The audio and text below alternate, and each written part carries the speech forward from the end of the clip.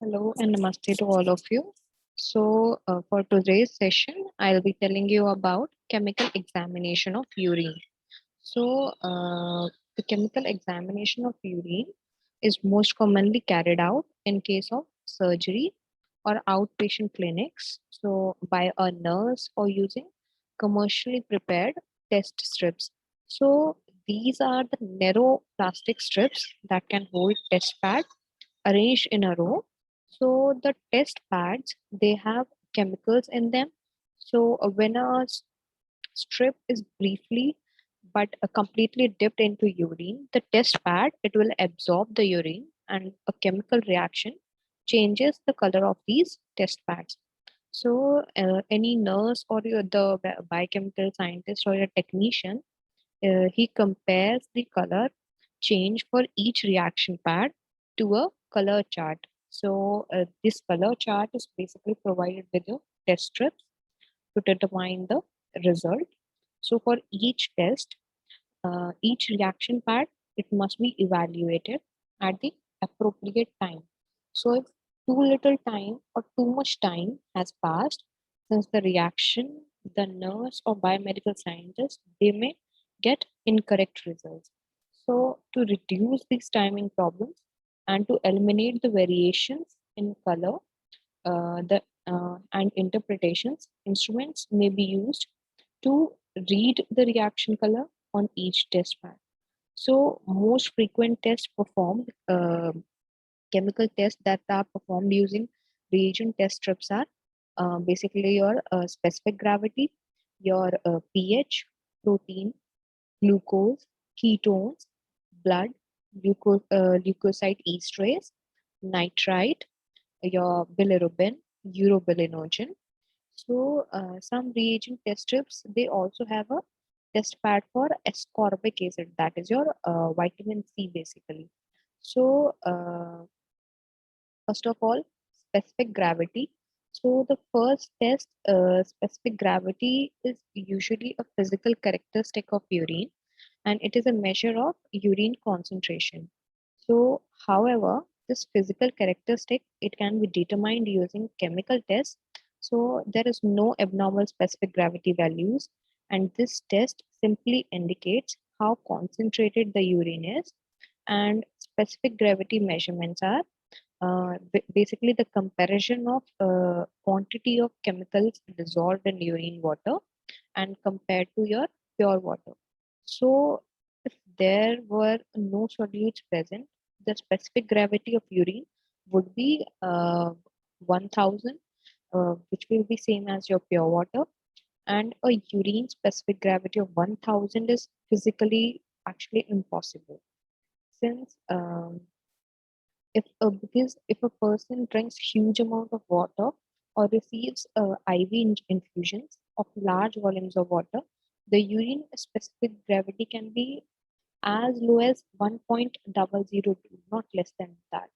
So the specific gravity of 1.035 indicates the concentration of indicates that the urine is concentrated.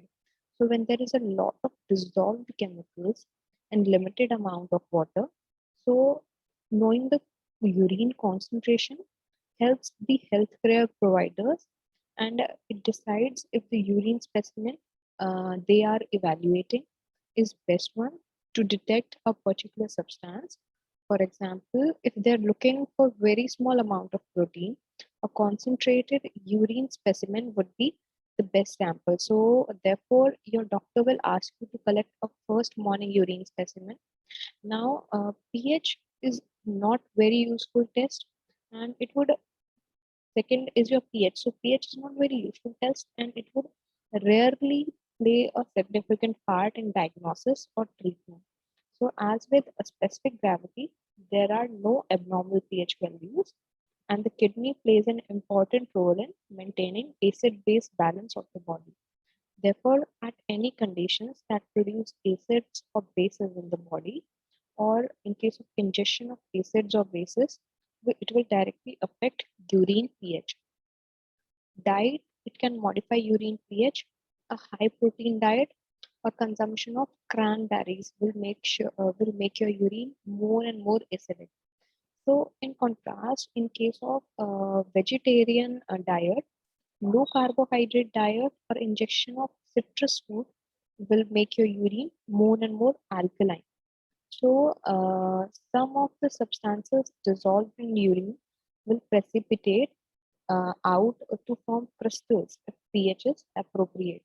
So, if this crystal forms while the urine is being produced in the kidneys, so the kidney stone or calculus it can develop.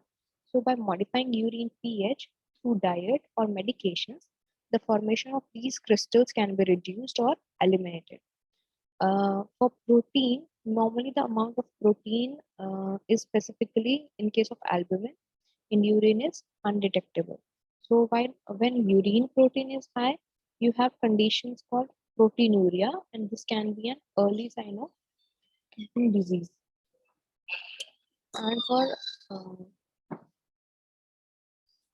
so in case of proteins, normally the amount of protein specifically which is albumin, which is released in your urine, so it is undetected. When urine protein is high, you have conditions called proteinuria, and this can be an early sign of kidney disease. So under other conditions that can also produce proteinuria, these include disorders that produce large amount of proteins in blood, such as your multiple myeloma, conditions that destroy red blood cells, inflammation, malignancies, or the injuries of urinary tract, for example, the bladder, prostate, or urethra. Now, vaginal secretions also are there that can get into urine. Also, now this next thing that you can estimate through this strip test is your glucose. So glucose is normally not present in urine, and when glucose is present, this condition is called as glycosuria, and it results from either an excessively high glucose concentration in blood. For example, when individuals with diabetes mellitus they are not appropriately medicated with insulin, or in case of your kidney problem when ability to absorb glucose is diminished. So some other causes of glycosuria they include hormonal disorders, your liver diseases, drugs, and pregnancy.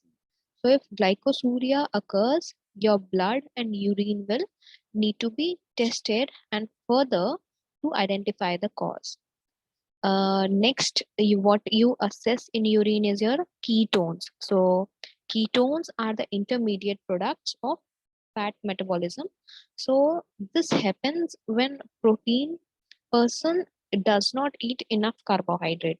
So for example, in case of starvation or in case of your high protein diets, or when a person eats enough carbohydrates but his or her body can't use them properly. So for example, if she has he or she has diabetes mellitus, at this point body metabolizes fat instead of carbohydrates to get energy, and it needs to keep functioning. Now, ketones in urine give an early indications of insufficient insulin in a person who has diabetes, severe exercise exposure to cold, loss of carbohydrates, such as in case of your frequent vomiting. And they can also increase a fat metabolism and reduce in ketonuria. Now, next parameter that you can assess in your urine is blood or hemoglobin.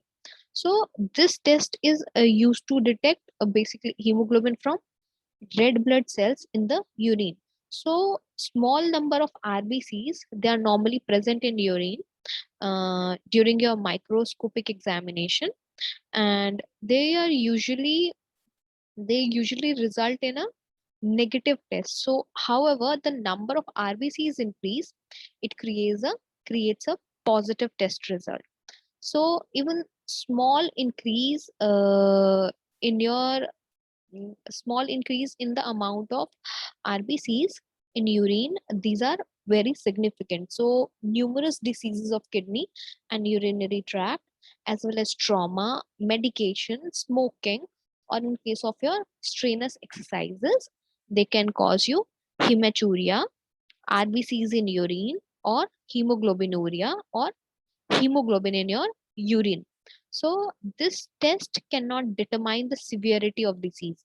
So in other words, a high amount of blood in urine, it does not mean that disease is more advanced, or does a low amount of blood in urine mean that disease is less advanced. So this test also cannot identify where the blood is coming from. For instance, contamination of urine with blood from hemorrhoids or vaginal bleeding, it cannot be distinguished from bleed in your urinary tract.